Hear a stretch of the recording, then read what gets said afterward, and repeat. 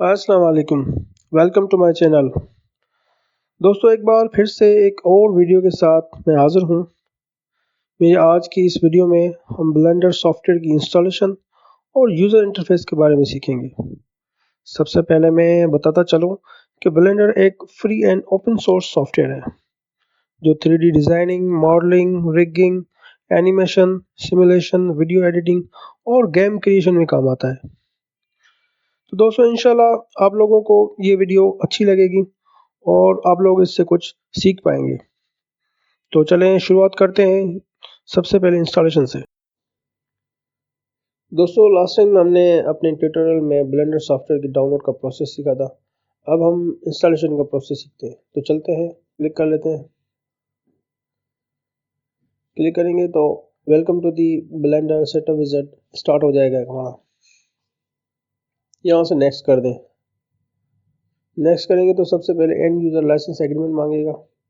वो देखने के बाद आप यहाँ से इसको एक्सेप्ट और नेक्स्ट कर दें। नेक्स्ट करेंगे तो सबसे पहले आपसे ड्राइव मांगेगा कि आप इसकी इंस्टॉलेशन किस ड्राइव में, कहाँ पे, कौन सी लोकेशन पे करना चाहते हैं। आप सी ड्राइव रहने दें। अगर चेंज करना चाहते हैं तो यहाँ से ब्राउज करके चेंज कर सकते हैं। हम इसको सी ड्राइव ही रहने देते हैं कैंसिल करके, और यहाँ से हम नेक्स्ट कर देते हैं। नेक्स्ट करेंगे तो ready to install Blender, Blender का सेटअप स्टार्ट हो जाएगा। यहाँ से ये थोड़ा टाइम लेगा प्रोसेस में, इंस्टॉलेशन में, और इंस्टॉलेशन जैसे कंप्लीट होगी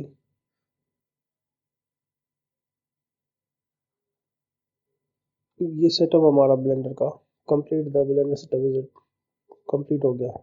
अब यहाँ से फिनिश कर दें। फिनिश करेंगे तो यहाँ पे ब्लेंडर 4.0 सॉफ्टवेयर हमारा इंस्टॉल हो गया। अब इसको हम क्लिक करके स्टार्ट कर लेते हैं। दोस्तों, आज हम ब्लेंडर की बेसिक और बहुत ही इंपॉर्टेंट टॉपिक यूज़र इंटरफेस के बारे में जानेंगे। एक्चुअली ब्लेंडर हमें यूज़र इंटरफेस और इसको यूज़ करने के बारे में काफ़ी इन्फॉर्मेशन प्रोवाइड करता है।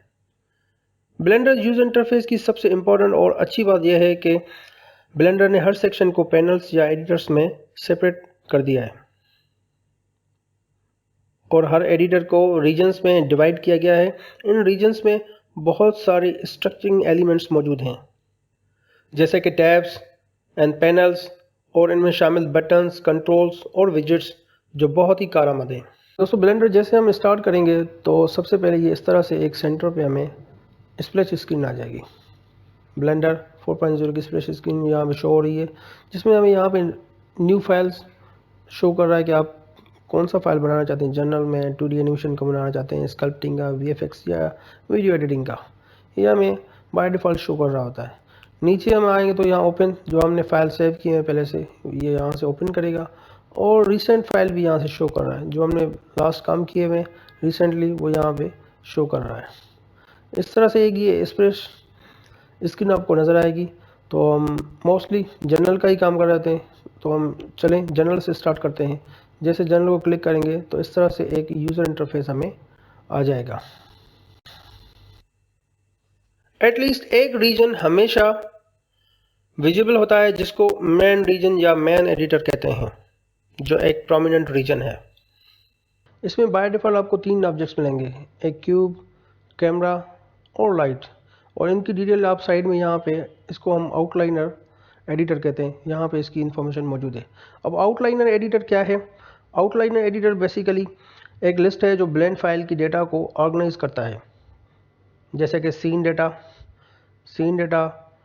वीडियो सीक्वेंसर डेटा, या कोई भी चीज़ जो ब्लेंड फाइल में स्टोर होती हो। यहाँ पे आप देखेंगे डेटा या ऑब्जेक्ट्स को कलेक्शन में यहाँ पे अवेलेबल हैं, या कलेक्शन, ये कलेक्शन है। अब इस कलेक्शन में 3 ऑब्जेक्ट्स यहाँ पे अवेलेबल हैं, कैमरा, क्यूब और लाइट। अब अगर मैं एक और ऑब्जेक्ट यहाँ से ऐड कर देता हूँ, जाके आइकोस्फीयर ऐड कर देता हूँ, तो आपको यहाँ से आइकोस्फीयर भी नज़र आ रहा होगा। यहाँ पे इसकी सेटिंग भी है बहुत सारी, आगे चल के हम सेटिंग सीखेंगे। इस मैन रीजन को हम स्प्लिट भी कर सकते हैं, बॉर्डर में जाके यहाँ से वर्टिकल स्प्लिट कर दें या हॉरिजॉन्टल स्प्लिट कर दें, और बाद में ज्वाइन भी कर सकते हैं। तो हम सबसे पहले वर्टिकल स्प्लिट कर लेते हैं इस तरह से। ये अब 2 पोर्शंस में स्प्लिट हो गया वर्टिकली। अगर हम इसको अभी वापस करना चाहते हैं तो यहाँ से इस पर राइट क्लिक करके ज्वाइन एरिया कर देंगे। जिस एरिया में आप इसको ज्वाइन करना चाहते हैं वहाँ पे क्लिक कर देंगे तो ये ज्वाइन हो जाएगा, फिर से एक हो जाएगा। अब अगेन हम इसको राइट क्लिक करके बॉर्डर पे हॉरिजॉन्टल स्प्लिट कर लेते हैं। तो इस तरह से जहाँ पे आप इसको करना चाहते हैं उस वहाँ पे क्लिक कर दें। ये इस तरह से दो पोर्शंस में स्प्लिट हो जाएगा। अगेन वापस करके हम ज्वाइन कर लेते हैं।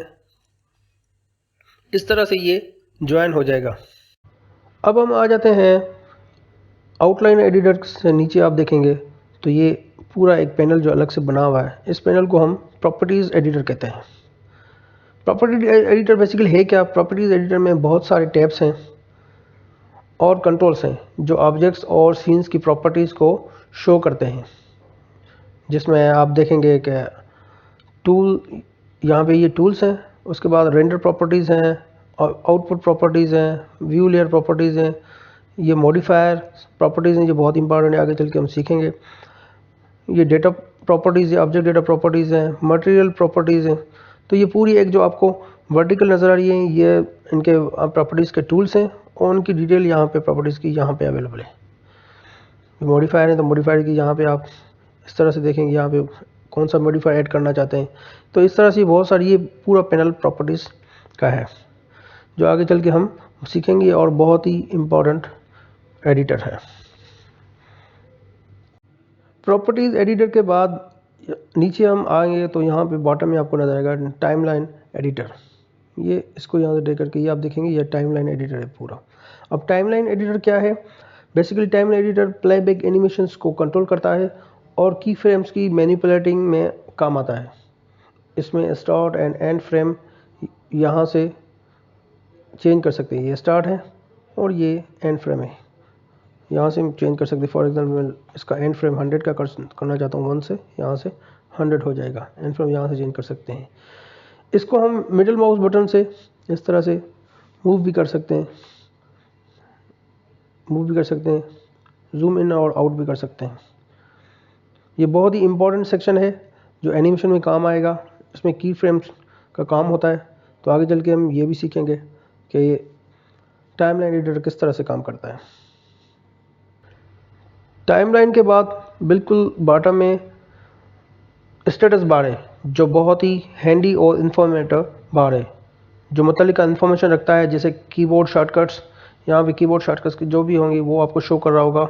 मैसेजेस और स्टैटिकल इन्फॉर्मेशन शो कर रहा होता है।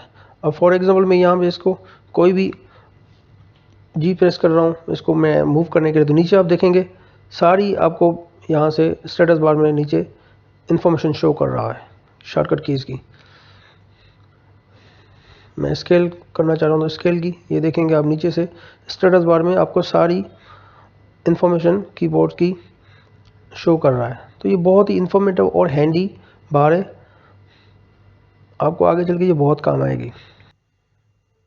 दोस्तों ब्लेंडर यूज़र इंटरफेस में हम अगर टॉप पे आएंगे तो सबसे पहले हमें टॉप बार नज़र आएगा जो मेन्यूज़ पर मुश्तमिल है, जो कि saving, importing, exporting files, configuring settings और ख़ास करके रेंडरिंग में काम आता है। इसमें फ़ाइल, एडिट, रेंडर, विंडो और हेल्प मेन्यूज़ मौजूद हैं। दोस्तों अब हम आ जाते हैं वर्क स्पेसेस पे। वर्क स्पेसेस बुनियादी तौर पे प्री डिफाइंड विंडो लेआउट्स हैं और हर वर्क स्पेस एक सेट ऑफ एरियाज़ पे मुश्तमिल होता है जिसमें एडिटर्स होते हैं जो एक पर्टिकुलर काम के लिए होते हैं, जैसे modelling, sculpting, UV editing, texture paint, shading, animation, rendering, compositing, geometry nodes और स्क्रिप्टिंग। आप इन पे किसी भी प्रोजेक्ट पे काम करते वक्त स्विच कर सकते हैं। अगर हार्ड की से करना चाहते हैं तो कंट्रोल प्लस पेज डाउन या कंट्रोल प्लस पेज अप कर सकते हैं। ब्लेंडर का by default work space layout है जिसमें basic editors, 3D view port, outline editor, properties editor और टाइमलाइन शामिल है। दोस्तों टॉप बार के नीचे एक स्मॉल हॉरिजॉन्टल स्ट्रिप मौजूद है जिसको हेडर कहते हैं और सारे एडिटर्स या वर्क स्पेसेस के लिए एक हेडर अवेलेबल होता है जिसमें मेन्यूज़ और कॉमनली यूज्ड टूल्स होते हैं। मगर एडिटर टाइप के लिहाज से इसके मेन्यूज़ और टूल्स चेंज होते रहते हैं। अब अगर आप लेफ़्ट पे जाएंगे तो यहाँ 3D एडिटर मौजूद है, जिसमें जनरल के एडिटर्स हैं, एनिमेशन के एडिटर्स हैं, स्कल्पटिंग के एडिटर्स हैं और डेटा के एडिटर्स अवेलेबल हैं। 3D एडिटर के बाद ऑब्जेक्ट इंटरेक्शन मोड का सेट आएगा, जिसमें ऑब्जेक्ट मोड है, एडिट मोड है, स्कल्प मोड है और दूसरे मोड्स अवेलेबल हैं। अब अगर हम यहाँ से मोड चेंज करेंगे तो हेडर के मेन्यूज़, टूल्स और बटन्स भी चेंज हो जाएंगे। सारे ये टूल्स और मेन्यूज़ बहुत ही इंपॉर्टेंट हैं, जो आगे हम प्रैक्टिकली सीखेंगे। अब थोड़ा सा हेडर का ब्रीफली ओवरव्यू कर लेते हैं। दोस्तों, बाय डिफ़ॉल्ट ऑब्जेक्ट मोड ही आता है, जिसमें व्यू, सेलेक्ट, ऐड और ऑब्जेक्ट मेन्यूज़ अवेलेबल होते हैं। दोस्तों, नेक्स्ट आता है ट्रांसफॉर्मेशन ओरिएंटेशन, जो अलाइन और ट्रांसफॉर्मेशन में काम आता है। उसके बाद आता है ट्रांसफॉर्म पिवट पॉइंट, जो कि ऑब्जेक्ट्स की पिवट सेंटर से रोटेशन और स्केलिंग के काम आता है। नेक्स्ट है स्नैपिंग का, जो कि ट्रांसफॉर्म के दौरान स्नैपिंग के काम आता है, जिसमें फेस स्नैप बहुत ही इंपॉर्टेंट है। उसके बाद आ जाता है प्रोफेशनल एडिटिंग। यह भी एक इम्पॉर्टेंट टूल है जो हम प्रैक्टिकली देखेंगे।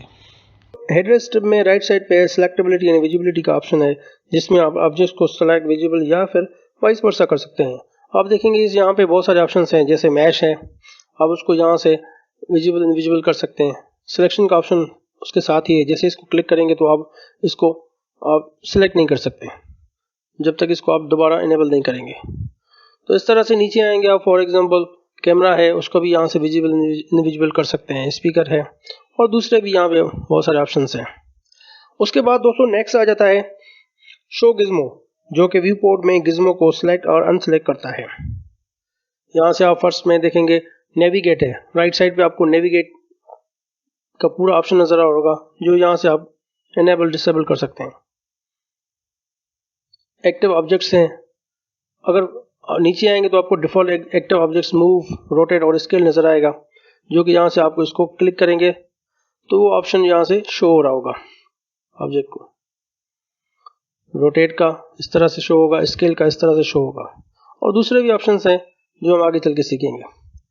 उसके बाद नेक्स्ट आता है व्यू पोर्ट ओवरलेज, जो कि व्यू पोर्ट में ओवरलेज की सेटिंग है, जैसे कि फ्लोर हाइड, अनहाइड कर सकते हैं यहाँ से, और एक्सिस भी सेट कर सकते हैं। यहाँ आपको डायरेक्शन नज़र आ रही होगी, एक्स एक्सिस, वाई एक्सिस और जेड एक्सिस, ये यहाँ से शो हो रही होती है। यहाँ से आप इसको इनेबल कर दें या डिसेबल कर दें। और नीचे आप देखेंगे लेफ्ट साइड पे आपको टेक्स्ट इन्फॉर्मेशन शो कर रहा होगा, उसको यहाँ से यूज़र पर्सपेक्टिव लिखा हुआ है, ये इसकी टेक्स्ट इन्फॉर्मेशन है ऑब्जेक्ट की। और 3D कर्सर है, बिल्कुल सेंटर में ऑब्जेक्ट की आपको नज़र आ रही होगी 3D कर्सर, इसको यहाँ से आप ऑन ऑफ कर सकते हैं। और ये बहुत ही इंपॉर्टेंट स्टैटिक्स है, ऑब्जेक्ट की पूरी स्टैटिक्स यहाँ से शो कर रहा होता है लेफ्ट साइड पे। ये एनोटेशंस है, एनोटेशंस आगे सीखेंगे, उसको भी यहाँ से ऑन ऑफ कर सकते हैं। और दूसरी भी थोड़ी सेटिंग है बहुत ही इंपॉर्टेंट, फेस ओरिएंटेशन है, यहाँ से आप क्लिक करेंगे आपको फेस ओरिएंटेशन नजर आएगी। तो ये बहुत ही कुछ खास इंपॉर्टेंट सेटिंग्स थी जो हमने देखी। नेक्स्ट आ जाता है जो बहुत ही इंपॉर्टेंट है, टॉगल एक्सरे, जो ट्रांसपेरेंट सीन डिस्प्ले करता है। इसकी हॉट की और जी है, और जी से भी इसको आप ऑन ऑफ कर सकते हैं। ये इस तरह से आपको शो करेगा।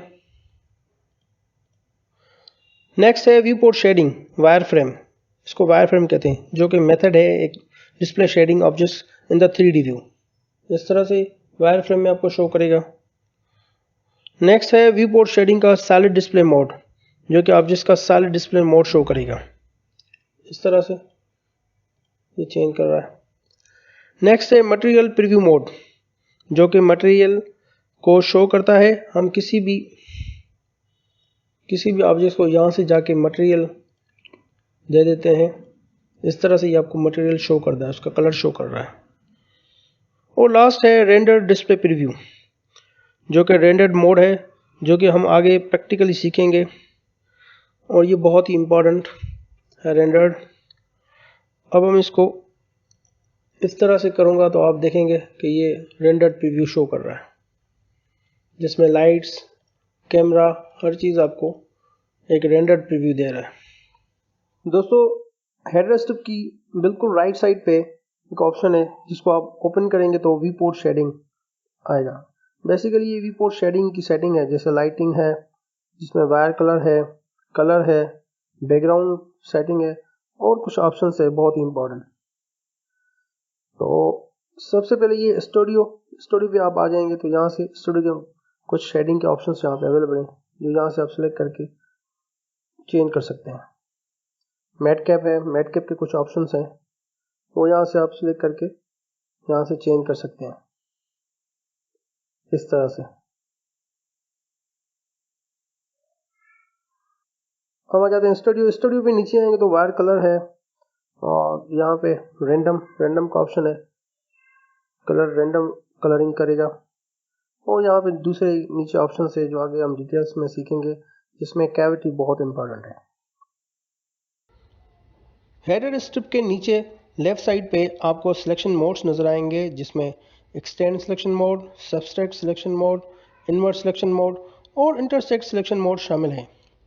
इसके आप नीचे देखेंगे तो लेफ्ट साइड पे बहुत ही इंपॉर्टेंट टूल बार अवेलेबल है जो मुख्तलिफ टूल्स पे मुश्तमिल है। ये टूल्स एडिटिंग और डिज़ाइनिंग में काम आएंगे। टूल बार में मौजूद टूल्स वर्क स्पेस के लिहाज से शामिल होते हैं। जैसे हम वर्क स्पेस या इंटरेक्शन मोड चेंज करेंगे तो टूल बार के टूल्स भी चेंज हो जाएंगे। बाय डिफ़ॉल्ट टूल बार में सेलेक्ट बॉक्स है, कर्सर है, move, rotate, scale, transform, annotate, measure और ऐड क्यूब शामिल हैं। हम ये सारे प्रैक्टिकली वन बाय वन अपने नेक्स्ट वीडियो में सीखेंगे। टूल बार को आप ड्रैग करके एक्सटेंड भी कर सकते हैं। दोस्तों ये था ब्लेंडर यूज़र इंटरफेस का ब्रीफ ओवरव्यू। उम्मीद करता हूँ आप लोगों को समझ और पसंद आया होगा। अगर पसंद आए तो लाइक और सब्सक्राइब करना ना भूलिएगा। मेरा नेक्स्ट वीडियो ट्यूटोरियल ब्लेंडर की बेसिक प्रैक्टिकल के बारे में होगा, जिसमें हम बेसिक टूल्स और कमांड्स के बारे में सीखेंगे।